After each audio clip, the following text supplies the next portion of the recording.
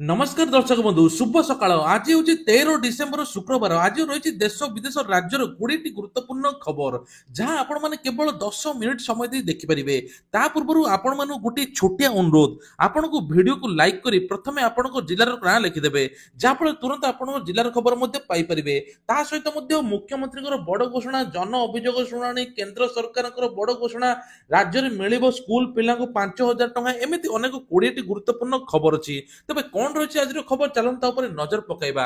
Number 1 आगामी December 16 तारिख में यूनिट 5 रे भुवनेश्वर स्थित मुख्यमंत्री अभियोग प्रकोष्ठ खोल मुख्यमंत्री जनशुणाणी कार्यक्रम पुणी अनुष्ठित हो चारिटे पाली गोटे मास है मुख्यमंत्री अभियोग शुणाणी बंद था।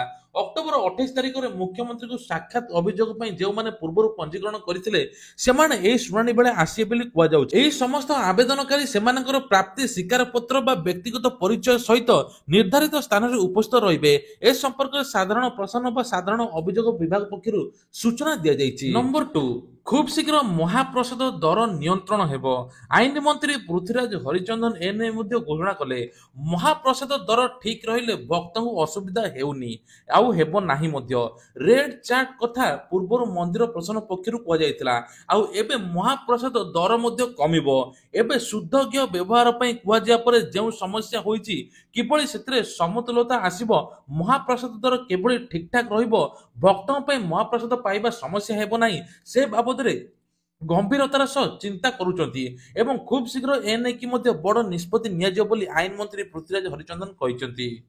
चारिआडे मातिचंदी साइबर ठक साधारण लोक को ठकिबा अपार्टमेंट रु भड़ा नेउचंदी मध्य ठक ऑनलाइन ठकई करिबा साइबर ठकंग हाथ रे खेल हो गलानी कोटी कोटी लोक को मध्य ठकुचंती तबे एभली ओडिसा रे मध्य किछि लोक अछंती किछि युवक मध्य अछंती बेधड़क भाबे केमिति करूचंती लूट आज भुवनेश्वर धरा पड़िचंती एही साइबर ठक एमान सब ओडिसा रो लोक नुहति आज्ञा राज्य बाहरु आस्तिबा राजधानी रे आटा जमाइचंती आउ दिन राति नजर रखुचंती केमिति साधारण लोक को ठकिबे तबे को जाउचे किछि ऐप लॉन्च करचंती गेमिंग ऐप बा एमिति ऐप लॉन्च करी लोक मानकु जणाउचंती लोक मानकु टंका इन्वेस्टमेंट करे पई कहउचंती आ लोक माने टंका इन्वेस्टमेंट कले टंका मध्ये किछि दउचंती तापर एका संगरे अधिक टंका होई गेले सीधा रही फेरार मध्ये हेउचंती। चिलिका को आसिलेनी देश विदेश 4 लाख रु ऊर्ध्व पक्षी तबे ए नै कि विगत वर्ष तुलना रे पक्षी संख्या कम परिलक्षित हेउची अन्यपटे पक्षी शिकार को रोकिया पई बालुगा वन्यप्राण विभाग पक्षरु समस्त प्रकार व्यवस्था कराइछि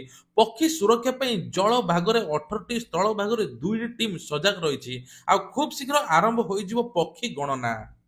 देश में 6 कोटी लोकंकर राशन कार्ड कटिला एने कि सरकार तरफ बड़ घोषणा तेबे कहुचे अयोग्य हिताधिकारी ना कटिची जो माने भूत हिताधिकारी थिले गरीब चाउल खाऊले टंका हड़प करुले तेबे एने कि केवाईसी हेबा द्वारा 6 कोटी लोकंकर राशन कार्ड कटि जाइछि तेबे राशन कार्ड जनवरी मासरे ओडिसा रे चाउल सहित गहम मिलिबो आउ जेउ जगह रे विद्युत एपट सपट होउची सेही जगह रे किरोसिन अधिक मिलिबो बोली कुहा जाउची।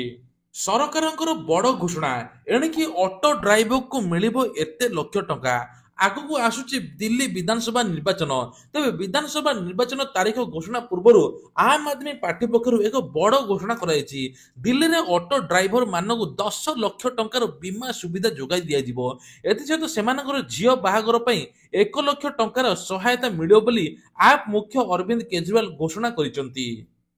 तेबे सरकार कर्मचारी खुशी खबर 3 गुणा बढ़ी कर्मचारी दरमा लागू हेबो अष्टम वेतन कमिशन देश में खूब शीघ्र हो पारे अष्टम वेतन कमिशन एने कि अपडेट सामना को आसी तेबे अष्टम वेतन कमिशन हेले लक्ष लक्ष कर्मचारी अपेक्षा रही एही अपडेट सामना को आसी कहुचे हेले 3 गुणा तांकर दरमा बढ़ी तृतीय पाली प्रथम बजेट अष्टम वेतन कमिशन लागू हेबा नै बड़ अपडेट आसियो बोली कुआ जाउची किंतु आसंता बजेट एने घोषणा करि नाहंती केंद्र सरकार किंतु कुआ जाउची जनवरी मासरे किछि घोषणा होई पारे जहा फल रे चलित वर्ष महंगा भत्तारे 3% वृद्धि मध्ये कराइतला अष्टम वेतन कमिशन लागू हेबा पर 3 गुणा सैलरी बढ़ी जियो बोली कुआ जाउची। गहम दर कमिबो मौजूदकारी विरोध रे सरकारंकर मध्ये बड़ पदक्षेप साधारण लोकन पई रुटी आगामी दिन सस्ता हो पारे वास्तव में मैदा स्टॉक संरक्षण बंद करने और दर वृद्धि को नियंत्रण करने सरकार एक बड़ निष्पत्ति नहीं ହୋଲସେଲର ଏବଂ କ୍ଷୁଦ୍ର ବା ବଡ଼ ଖୁଚାରୀ ବ୍ୟବସାୟୀଙ୍କ ଗହମ ଷ୍ଟକ୍ ରକ୍ଷଣାବେକ୍ଷଣ ପାଇଁ ସରକାର ନିୟମର ମାନଦଣ୍ଡକୁ ଆହୁରି କଡ଼ାକଡ଼ି କରୁଛନ୍ତି, ଯାହାଫଳରେ 2025 ଜାନୁଆରୀ ମାସରେ ଗହମ ରେଟ୍ କମିଯିବ ବୋଲି କୁହାଯାଉଛି। ତା ସହିତ ଆଉ ଗୋଟେ ବଡ଼ ଖବର, 2025 ଦିଲ୍ଲୀ ବିଧାନସଭା ନିର୍ବାଚନ ପୂର୍ବରୁ ଆମ୍ ଆଦମୀ ପାର୍ଟି ସଂଯୋଜକ ଅରବିନ୍ଦ କେଜରିୱାଲ ଆଉ ଗୋଟେ ବଡ଼ ଘୋଷଣା କରିଛନ୍ତି। ଦିଲ୍ଲୀରେ ମହିଳାମାନଙ୍କୁ ଆପ୍ ସରକାର ଦେଇଥିବା ପ୍ରତିଶ୍ରୁତି ମୁତାବକ ବର୍ତ୍ତମାନ ପୂରଣ ହୋଇଛି। କେଜରିୱାଲ ଗୁରୁବାର ଦିନ ମହିଳା ସମ୍ମାନ ନିଧି ଯୋଜନା ଘୋଷଣା କରିଛନ୍ତି। ଏହି ଯୋଜନା ଗୁରୁବାର ଦିନ ପୂର୍ବାହ୍ନରେ ଦିଲ୍ଲୀ କ୍ୟାବିନେଟରେ ମଧ୍ୟ ବୈଠକ ହୋଇଛି। କୁହାଯାଉଛି ଯେ ମହିଳାଙ୍କ ଆକାଉଣ୍ଟକୁ ସ୍ଥାନାନ୍ତରିତ କରିବେ 1,000 ଟଙ୍କା। ଆଉ ତା ସହିତ ମଧ୍ୟ ନିର୍ବାଚନ ପରେ ମହିଳାଙ୍କୁ 1,000 ଟଙ୍କା ବଦଳରେ 2,100 ଟଙ୍କା ଦିଆଯିବ ବୋଲି କୁହାଯାଉଛି। ଭଲ କି ଦେଖନ୍ତୁ ଏଇ ଫଟୋଟିକୁ, ସାଙ୍ଗମାନଙ୍କୁ ପତ୍ନୀଙ୍କ ନକଲି ଅଶ୍ଳୀଳ ଫଟୋ ପଠାଇଲା ଋଣ ନେଇଥିବା ଆପ୍, ଜୀବନ ହାରିଲେ ସ୍ୱାମୀ। ଏଭଳି ଘଟଣା ଘଟିଛି, ଆପଣମାନେ ଶୁଣିଲେ ଆଶ୍ଚର୍ଯ୍ୟ ହୋଇଯିବେ। ତେବେ କୁହାଯାଉଛି ଯେ ପେଶାରେ ସେ ଜଣେ ମାଛ ଧରାଳି, ସମୁଦ୍ରକୁ ଯାଇ ମାଛ ଧରନ୍ତି। ଆଉ କିଛି ଆର୍ଥିକ ସମସ୍ୟା ଯୋଗୁଁ ପ୍ଲେ ଷ୍ଟୋରରେ ଯାଇ ଆପ୍ ଡାଉନଲୋଡ କରିଥିଲେ। ଋଣ ମଧ୍ୟ ନେଇଥିଲେ ମାତ୍ର 2,000 ଟଙ୍କା। ତେବେ 7 ଦିନ ପରେ ଋଣ ନ ଦେଇପାରିବାରୁ ତାଙ୍କ ପତ୍ନୀଙ୍କ ନକଲି ଅଶ୍ଳୀଳ ଫଟୋ ପଠାଇଥିଲା ଋଣ ଦେଇଥିବା ଆପ୍। ଆଉ ସହି ନପାରି ଜୀବନ ହାରିଲେ ସ୍ୱାମୀ। ବିଶାଖାପାଟଣାରେ ଘଟିଛି ଏଭଳି ହୃଦୟ ବିଦାରକ ଘଟଣା। ମୃତକଙ୍କ ନାମ ନରେନ୍ଦ୍ର, ବୟସ ମାତ୍ର 25 ବର୍ଷ। ନୂଆ ନୂଆ ବିବାହ କରିଥିଲେ, ଆଉ ଅସୁବିଧା ମଧ୍ୟ ଲାଗି ରହିଥିଲା, ଯାହାଫଳରେ ନକଲି ଆପ୍ ବା ପ୍ଲେ ଷ୍ଟୋର ବିଭିନ୍ନ ପ୍ରକାର ଫେକ୍ ଆପ୍ ଡାଉନଲୋଡ କରି ଋଣ ନେଇଥିଲେ। ଋଣ ନେବା ପରେ ପରିଶୋଧ କରିସାରିଲା ପରେ ମଧ୍ୟ ତାଙ୍କୁ ମଧ୍ୟ ଏଭଳି ଫଟୋ ଆସୁଥିଲା, ଯାହାଫଳରେ ତାଙ୍କ ସାଙ୍ଗସାଥୀ ରିଲେଟିଭ ମାନଙ୍କୁ ମଧ୍ୟ ଫଟୋ ଛଡା ହେଇଥିଲା। ଆଉ ସେ ନିଜର ମାନ ସମ୍ମାନ ଇଜ୍ଜତକୁ ଜଗି ଶେଷରେ ନିଜ ଜୀବନକୁ ମଧ୍ୟ ହାରି ଦେଇଥିଲେ। ତାଙ୍କ ସାଙ୍ଗ ପରିବାର ଲୋକ ଫଟାଇଥିବା ଫଟୋକୁ ନେଇ ବାରମ୍ବାର ପ୍ରଶ୍ନ କରିବାରୁ ବା ଅପମାନ କରିବାରୁ ନରେନ୍ଦ୍ର ମଙ୍ଗଳବାର ଦିନ ଜୀବନ ହାରିଥିଲେ। ତେଣୁ ଆପଣମାନେ କେବେ ବି ଏମିତି ପ୍ଲେ ଷ୍ଟୋରରୁ ଡାଉନଲୋଡ କରି ଆପ୍ରେ ଲୋନ୍ ନିଅନ୍ତୁ ନାହିଁ। ମହିଳାଙ୍କ ପାଇଁ ଖୁସି ଖବର, ବାର୍ଦ୍ଧକ୍ୟ ଭତ୍ତା ଏଥର 3,500 ଟଙ୍କା ମିଳିବା ପାଇଁ ଯାଉଛି। କୁହାଯାଉଛି ଯେ 80 ବର୍ଷରୁ ଉର୍ଦ୍ଧ୍ୱ ବାର୍ଦ୍ଧକ୍ୟ ଲୋକମାନଙ୍କୁ ଏବେ 3,500 ଟଙ୍କା ମିଳିବ। ଏ ନେଇକି ମଧ୍ୟ ସରକାର ଘୋଷଣା କରିଛନ୍ତି। କୁହାଯାଉଛି ଯେ ଖୁବ୍ ଜଲଦି ଜାନୁଆରୀ ମାସରେ 3,500 ଟଙ୍କା ମିଳିବ। ଆଉ 80 ବର୍ଷରୁ ଉର୍ଦ୍ଧ୍ୱ ଲୋକମାନଙ୍କୁ 3,500 ଟଙ୍କା ସରକାର ଯୋଗାଇ ଦେବେ ବୋଲି କୁହାଯାଉଛି।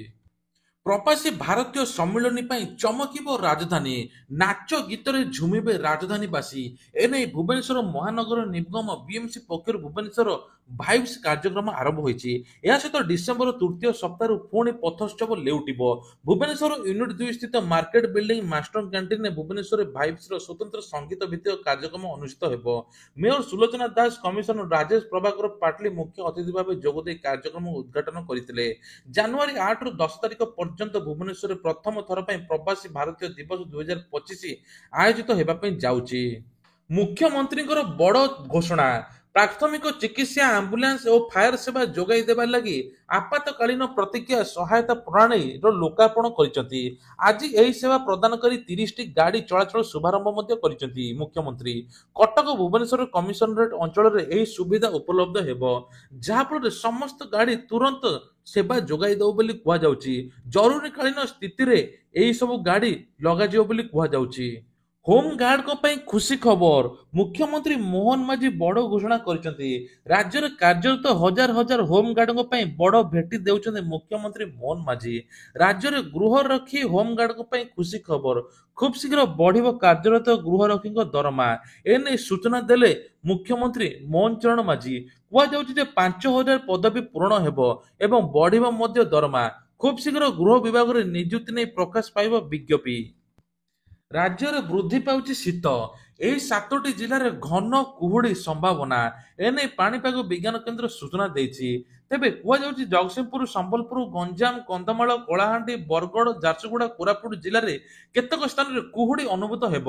ଅପରପକ୍ଷରେ ଗତକାଲି ରାଉରକେଲାଠାରେ ରାତିର ସର୍ବନିମ୍ନ ତାପମାତ୍ରା 10.1 ଡିଗ୍ରୀ ରହିଛି। ତେବେ କୁହାଯାଉଛି ଯେ ଗତକାଲି ତାପମାତ୍ରା 11 ଡିଗ୍ରୀ ରେକର୍ଡ କରିଥିଲା।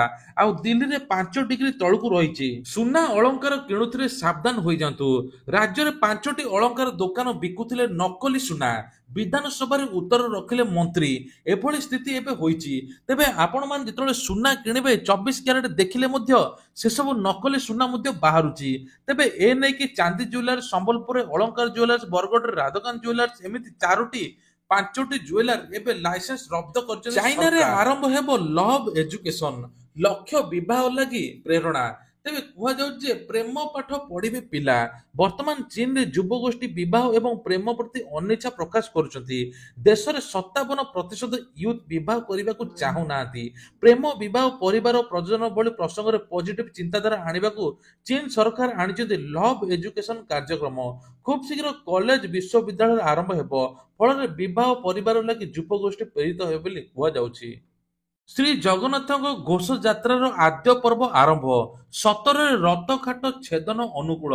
ତେବେ କୁହାଯାଉଛି ଆଗାମୀ 17 ତାରିଖରେ ନୟାଗଡ଼ ଜିଲ୍ଲା ଗଣିଆ ବ୍ଲକର ବଡ଼ମୂଳ ସ୍ଥିତ ମା ବଡ଼ ରାଉଳଙ୍କ ପୀଠରେ ରଥକାଠ ଛେଦନ ଅନୁକୂଳ ହେବ। ରଥକାଠ ଅନୁକୂଳ ପୂଜକ ପ୍ରସନ୍ନ କୁମାର ଦାସ ଏବଂ ଗଣକ ପ୍ରଫୁଲ୍ଲ କୁମାର ଦାସଙ୍କ ଗଣନା ଅନୁଯାୟୀ ଶ୍ରୀମନ୍ଦିର ପ୍ରଶାସନକୁ 17 ଓ 24 ତାରିଖ ଦିନ ରଥକାଠ ଛେଦନ ଅନୁକୂଳ ପ୍ରସ୍ତାବ ଦିଆଯାଇଛି। ଏଣିକି ଓଡ଼ିଆରେ ଅନୁବାଦ ହେବ ହାଇକୋର୍ଟ ଓ ସୁପ୍ରିମ କୋର୍ଟଙ୍କ ରାୟ। ତେବେ ଓଡ଼ିଆରେ ଅନୁବାଦ ହେବ ଏବେ ଏଇ ସବୁ ରାୟ। ନିଯୁକ୍ତି ହେବେ 23 ଜଣ ଓଡ଼ିଆ ଅନୁବାଦକ। ଆଞ୍ଚଳିକ ଭାଷାକୁ ସୁପ୍ରିମକୋର୍ଟ ଗୁରୁତ୍ୱାରୋପ ପରେ ଯୁଦ୍ଧକାଳୀନ ଭିତରେ ଏ ଦିଗରେ ଓଡ଼ିଶା ହାଇକୋର୍ଟରେ କାର୍ଯ୍ୟ ଚାଲିଛି। ଏ ସମନ୍ୱିତ ପ୍ରଣାଳୀରେ କାର୍ଯ୍ୟ କରାଯାଉଛି। ଡକ୍ଟର ଜଷ୍ଟିସ ସଞ୍ଜୀବ କୁମାର ପାଣିଗ୍ରାହୀ ଅଧ୍ୟକ୍ଷତାରେ ଗଠିତ ଅନୁବାଦ କମିଟି କାର୍ଯ୍ୟକୁ ତ୍ୱରାନ୍ୱିତ ମଧ୍ୟ କରୁଛନ୍ତି। କୁହାଯାଉଛି ଯେ 23 ଜଣ ଏଥର ଓଡ଼ିଆ ଅନୁବାଦ କରିବେ। ତେବେ ଇ ଶ୍ରମ କାର୍ଡ ଯାହାର ଅଛି ତାଙ୍କୁ ରାସନ କାର୍ଡ ସରକାର ଯୋଗାଇ ଦେବେ। ଏନେକି ସରକାର ତରଫରୁ ମଧ୍ୟ ବଡ଼ ଘୋଷଣା। ଆଉ ଆପ୍ଲାଏ କରିବା ପାଇଁ ପଡିବ ନାହିଁ। ଯୋଗ୍ୟ ବିବେଚିତ ହେଲେ ସରକାର ରାସନ କାର୍ଡ ଯୋଗାଇ ଦେବେ ବୋଲି କୁହାଯାଉଛି। ତେବେ ତଳ ଶ୍ରେଣୀର ଲୋକେ ଇ ଶ୍ରମ କାର୍ଡ ବିଭିନ୍ନ ପ୍ରକାର ସୁବିଧା ପାଉଛନ୍ତି। ଯାହା ଫଳରେ ସରକାର ଲକ୍ଷ ଲକ୍ଷ ଟଙ୍କା ମଧ୍ୟ ଦଉଛନ୍ତି। ବିବାହଠୁ ଆରମ୍ଭ କରି ବିଭିନ୍ନ ପ୍ରକାର ସହାୟତା ମଧ୍ୟ ମିଳୁଛି। ଆଉ ଏବେ ଇ ଶ୍ରମ କାର୍ଡରେ ଲକ୍ଷ ଟଙ୍କା ମଧ୍ୟ ମିଳିବା ପାଇଁ ଯାଉଛି। ତେଣୁ ଆପଣମାନେ ଇ ଶ୍ରମ କାର୍ଡ ଯଦି ଅଛି ଆପଣଙ୍କୁ ନୂଆ ରାସନ କାର୍ଡ ମିଳିଯିବ ବୋଲି କୁହାଯାଉଛି। ତା ସହିତ ମଧ୍ୟ ଆଉ ଗୋଟେ ବଡ ଖବର ସୁଭଦ୍ରା ଯୋଜନାକୁ ନେଇ ଆସିଲା ବଡ ଅପଡେଟ। ଆଉ 12 ଦିନ ପରେ ଏବେ ସୁଭଦ୍ରା ଟଙ୍କାର ପ୍ରଥମ କିସ୍ତିର ଚତୁର୍ଥ ପର୍ଯ୍ୟାୟ ଟଙ୍କା ମିଳିବା ପାଇଁ ଯାଉଛି। ଏନେଇ 20 ଲକ୍ଷ ହିତାଧିକାରୀ ମାନେ ଉପକୃତ ହେବେ। ପୂର୍ବରୁ 80 ଲକ୍ଷ ହିତାଧିକାରୀଙ୍କୁ ସୁଭଦ୍ରା ଟଙ୍କା ମିଳି ସାରିଛି। ଏହି ଡିସେମ୍ବର ସୁଦ୍ଧା 1 କୋଟି ଲୋକ ସୁଭଦ୍ରା ଟଙ୍କା ପାଇ ସାରିଥିବେ ବୋଲି ଉପମୁଖ୍ୟମନ୍ତ୍ରୀ ପ୍ରଭାତୀ ପରିଡ଼ା ସୂଚନା ଦଉଛନ୍ତି। ତା ସହିତ ମଧ୍ୟ ମାର୍ଚ୍ଚ 8 ତାରିଖ ମହିଳା ଦିବସ ଦିନ ସୁଭଦ୍ରା ଯୋଜନାର ଦ୍ୱିତୀୟ କିସ୍ତି ଟଙ୍କା ଆସିବ। ଏ ନେଇକି ବିଜ୍ଞପ୍ତି ମଧ୍ୟ ପ୍ରକାଶ ପାଇଛି। ତା ସହିତ ମଧ୍ୟ ଆଉ ଗୋଟେ ବଡ ଖବର ଏସଏଚଜି ମହିଳାଙ୍କୁ ଋଣ ଛାଡ କଲେ ସରକାର। ବା ବିଜେଡି ସରକାର ଯେଉଁ ସବୁ ଏସଏଚଜି ମହିଳା ଋଣ ନେଇଥିଲେ ଋଣର ସୁଧ ଛାଡ କଲେ। ଯେତିକି ଟଙ୍କା ଋଣ ନେଇଥିଲେ ସେତିକି ଟଙ୍କା ପରିଶୋଧ କରିବେ ବୋଲି ମୁଖ୍ୟମନ୍ତ୍ରୀ ମୋହନ ଚରଣ ମାଝୀ ମଧ୍ୟ ଏ ନେଇ ଘୋଷଣା କରିଛନ୍ତି। ତା ସହିତ ମଧ୍ୟ ଆଉ ଗୋଟେ ବଡ ଖବର ଏଣିକି ଛାତ୍ରଛାତ୍ରୀଙ୍କୁ ମିଳିବ 5,000 ଟଙ୍କା। ମାଧ ସିଂ ଯୋଜନା ନାଁରେ ଜନଜାତି ଅନୁସୂଚିତ ଜାତି ସ୍କୁଲ ଛାତ୍ରଛାତ୍ରୀଙ୍କୁ 5,000 ଟଙ୍କା ଯୋଗାଇ ଦେବେ ସରକାର। ଖୁବ୍ ଜଲଦି ଆୟୁଷ୍ମାନ କାର୍ଡ ମିଳିବା ପାଇଁ ଯାଉଛି। ଆୟୁଷ୍ମାନ ଭାରତ ଯୋଜନାର କିଛି ଯୋଗ୍ୟତା ମାନଦଣ୍ଡ ସ୍ଥିର କରାଯାଇଛି। ଆୟୁଷ୍ମାନ କାର୍ଡ କେବଳ ସେହି ନାଗରିକ ମାନଙ୍କୁ ପ୍ରଦାନ କରାଯିବ ଯେଉଁମାନେ ଏହି ମାନଦଣ୍ଡ ପୁରା କରନ୍ତି। ବର୍ତ୍ତମାନ ପର୍ଯ୍ୟନ୍ତ ଆୟୁଷ୍ମାନ କାର୍ଡ କେବଳ ରାସନ କାର୍ଡ ଧାରୀକୁ ଦିଆଯାଉଥିଲା। ଯେଉଁମାନେ ଫେବୃଆରୀ 2024 ପୂର୍ବରୁ ସେମାନଙ୍କ ରାସନ କାର୍ଡ ପାଇଥିଲେ। କିନ୍ତୁ ବର୍ତ୍ତମାନ ଏହାକୁ ପରିବର୍ତ୍ତନ ମଧ୍ୟ କରାଯାଇଛି। ତେବେ କୁହାଯାଉଛି ଯୋଗ୍ୟତା ମାନଦଣ୍ଡ ହେଲେ ଆପଣମାନେ ଆୟୁଷ୍ମାନ କାର୍ଡ ମଧ୍ୟ ପାଇପାରିବେ। ଦେଶରେ ଏବେ ଟୋଟାଲ ଆୟୁଷ୍ମାନ କାର୍ଡ ମିଳିଯିବ। ତା ସହିତ ଓଡ଼ିଶାରେ ଏବେ 3 କୋଟି ଲୋକଙ୍କୁ ଆୟୁଷ୍ମାନ କାର୍ଡ ମିଳିବ ବୋଲି ସୂଚନା ମଧ୍ୟ ମିଳିଛି। ତେବେ ଇଏ ଥିଲା ଆଜିର ଦେଶ ବିଦେଶ ରାଜ୍ୟର କିଛିଟା ଗୁରୁତ୍ୱପୂର୍ଣ୍ଣ ଖବର। ଏଇଭଳିଆ ଖବର ପ୍ରତ୍ୟେକ ଦିନ ସକାଳେ ଦେଖିବା ପାଇଁ ହେଲେ ଆମର ଏଇ ଚ୍ୟାନେଲକୁ ସବସ୍କ୍ରାଇବ କରିବା ପାଇଁ ଭୁଲିବେ ନାହିଁ। ଜୟ ଜଗନ୍ନାଥ।